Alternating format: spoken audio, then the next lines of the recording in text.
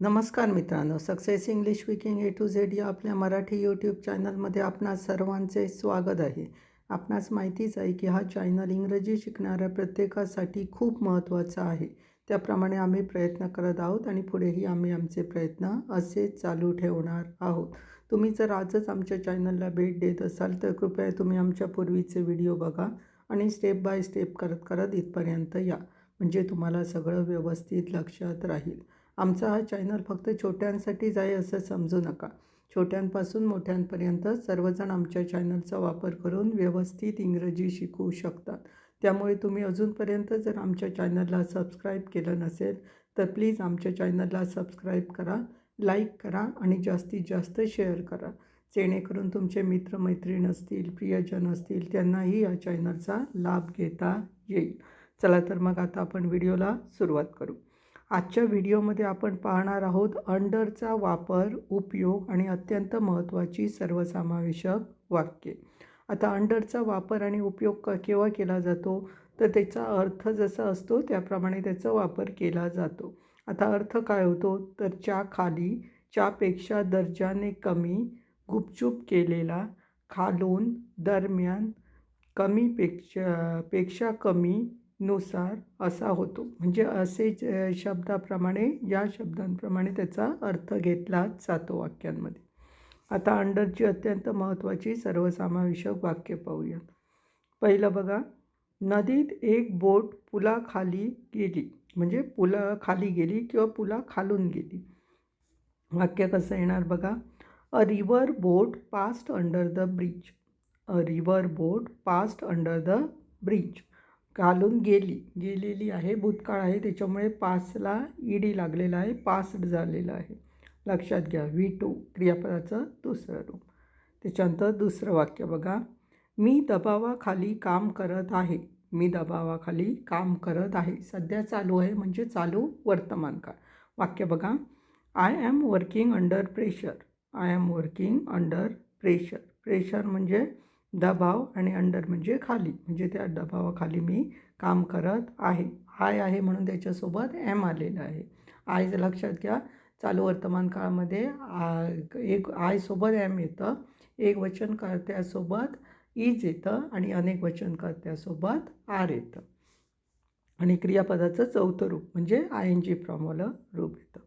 त्याच्यानंतर नेक्स्ट तिसरं वाक्य बघा, फसवणूक करणाऱ्यांची नोंदणी खोट्या नावाने करण्यात आली होती.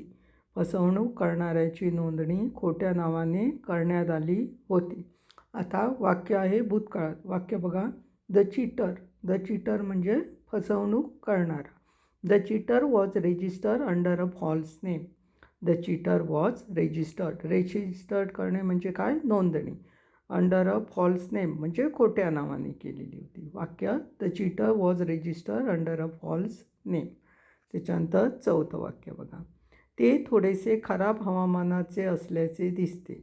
ते थोडेसे खराब हवामानाचे असल्याचे दिसते. साधं वाक्य आहे. वाक्य बघा, it seems to be a little under the weather. It seems to be a little under the weather. Weather म्हणजे काय तर हवामान.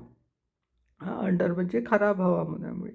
त्याच्यात सिम्स म्हणजे काय, दिसणे म्हणजे वाचणे. Little under the weather.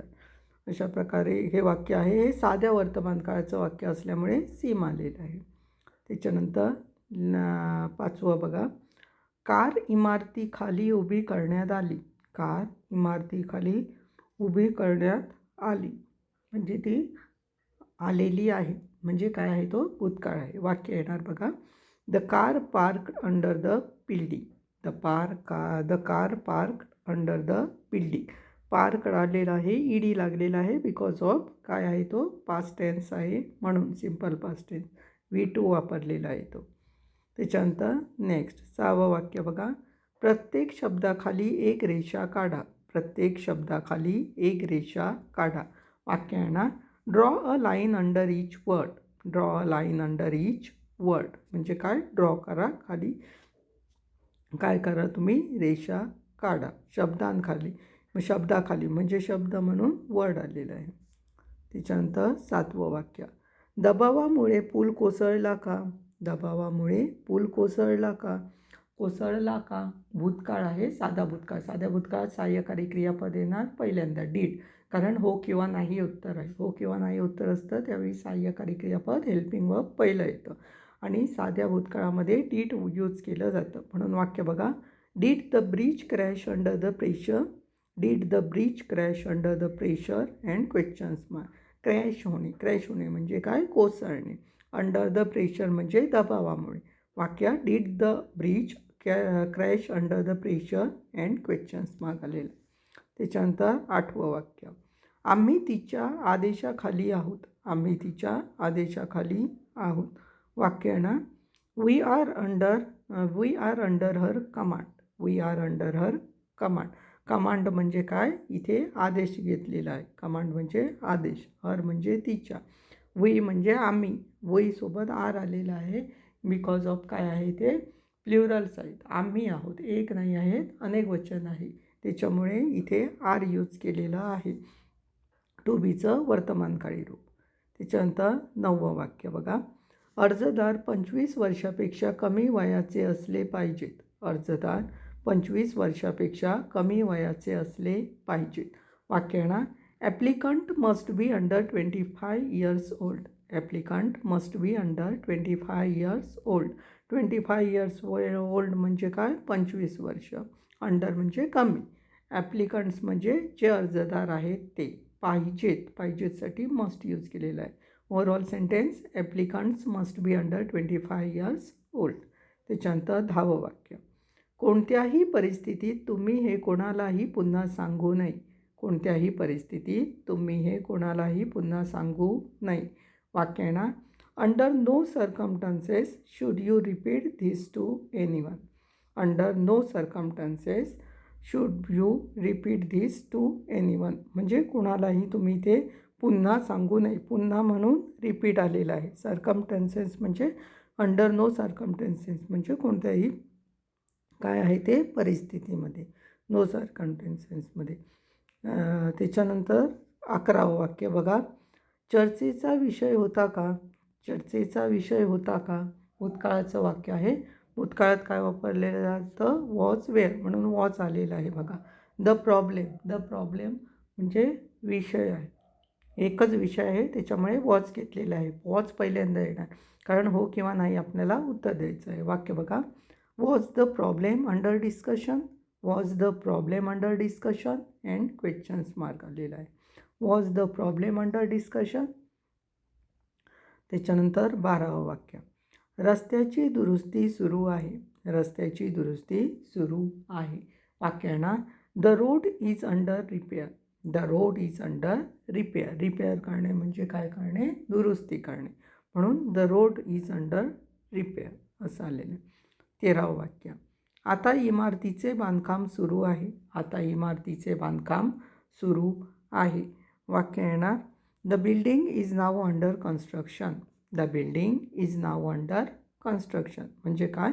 इमारतीचे काम सुरू आहे.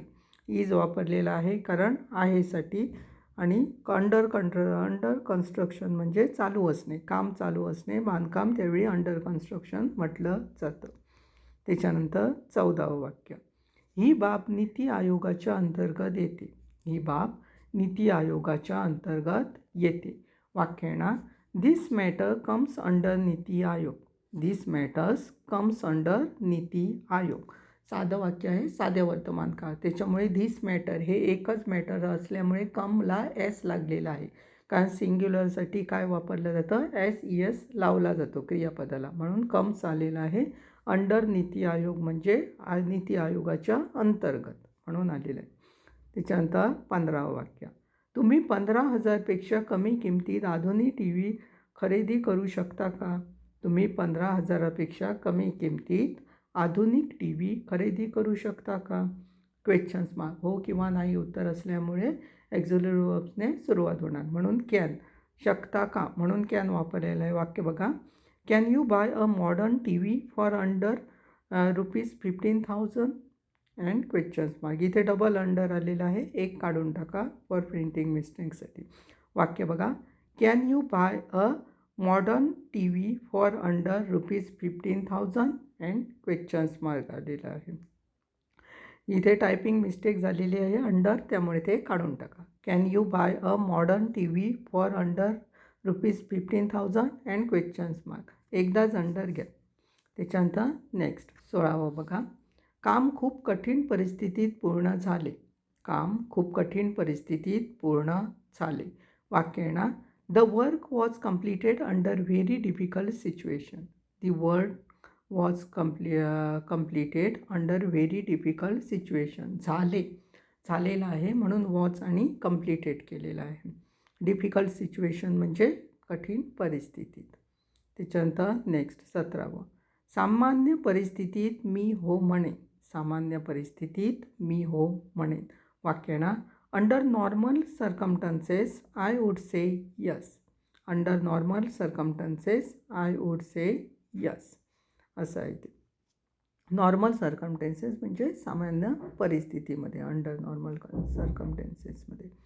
त्याच्यानंतर नेक्स्ट 15वं. ते उघड्या आकाशाखाली झोपले. ते उघड्या आकाशाखाली झोपले. वाक्य ना. They slept under the open sky. They slept under the open sky. Open sky म्हणजे उघड्या आकाशाखाली. स्लेप्ट म्हणजे झोपणे, झोपले. कारण स्लीपचा भूतकाळ आहे स्लेप्ट. V2 यूज केलेला आहे बिकॉज ऑफ पास्ट टेन्स आहे म्हणून, सिम्पल पास्ट टेन्स आहे म्हणून ते तिथे स्लेप्ट चाललेलं आहे. नेक्स्ट 19वं. तिने कपड्याखाली चावी लपवली. तिने कपड्याखाली चावी लपवली. वाक्य आहे ना. शी हिड द काय अंडर द क्लोथेस. शी हिड द की. सॉरी, काय म्हटलो की. शी हिड किंवा हाईट म्हटलं तरी हाईट म्हणजे लपवणे येतं. She hide the key under the clothes. Clothes म्हणजे कपड्यांमध्ये, हाईट करणे म्हणजे लपवणे, की म्हणजे चावी. त्याच्यानंतर 20वं वाक्य. सर्व काही नियंत्रणात आहे.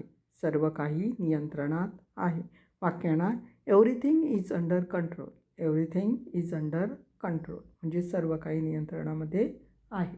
अशा प्रकारे 20 वाक्य आहेत, अंडर वापरून केलेली आहेत. किती महत्त्वाची आहेत तुमची ही तुम्हाला वाचल्यावर लक्षात येईल. त्याच्यामुळे व्यवस्थित करा. वाक्य कशी बनवली आहेत ती पण लक्षात घ्या.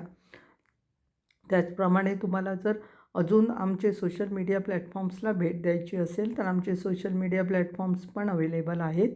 कुठले ते आम्ही सांगतो. पहिलं आहे Facebook page English speaking with Swapnil स्मिताचा भाऊ म्हणून. प्रतिलिपी मराठी अकाउंट पेज आहे स्मिताचा भाऊ म्हणून. लिंक्डइन अकाउंट आहे अँड स्वप्नील स्मिताचा भाऊ म्हणून. इंस्टाग्राम अकाउंट आहे नाईक स्वप्नील म्हणून. तिथे पण बरीचशी माहिती आणि तुम्हाला इम्पॉर्टंट्स अशी डायलॉग्स वाक्य वगैरे तिथे दिलेली आहे. त्याच्यामुळे व्यवस्थित तिथे जाऊन पण आम्हाला भेट द्या आणि आम्हाला फॉलो आणि लाईक करायला विसरू नका. त्याचप्रमाणे अजून आमचा एक यूट्यूब चॅनल आहे. त्याचं नाव आहे सक्सेस इंग्लिश स्पीकिंग शॉर्ट्स म्हणून. त्याची यूट्यूब चॅनल लिंक आहे https://www.youtube.com/@swapnilnaik1. यूट्यूब हँडल लिंक आहे @swapnilnaik1. तिथे पण आम्ही खूप शब्द देत असतो, कारण व्हॉकॅब्लरी पण त्या वाक्यांप्रमाणे आपली व्हॉकॅब्लरी पण चांगली पाहिजे. कारण ऐन टायमाला कुठले आपल्याला वर्ड्स वापरावे लागतील हे सांगता येत नाही. त्याच्यामुळे आपल्याला ते यायला पाहिजे. त्याच्यासाठी आम्ही हा स्पेशली चॅनल्स बनवलेला आहे. त्यामुळे तिथे जाऊन पण आम्हाला नक्की भेट द्या आणि सबस्क्राईब करायला विसरू नका. त्याचप्रमाणे जास्तीत जास्त शेअर करा, जेणेकरून तुमचे मित्रमैत्रीण असतील, प्रियजन असतील, त्यांनाही या चॅनलचा लाभ घेता येईल. चला तर मग आता आपण भेटणार आहोत नेक्स्ट व्हिडिओजमध्ये. तोपर्यंत धन्यवाद.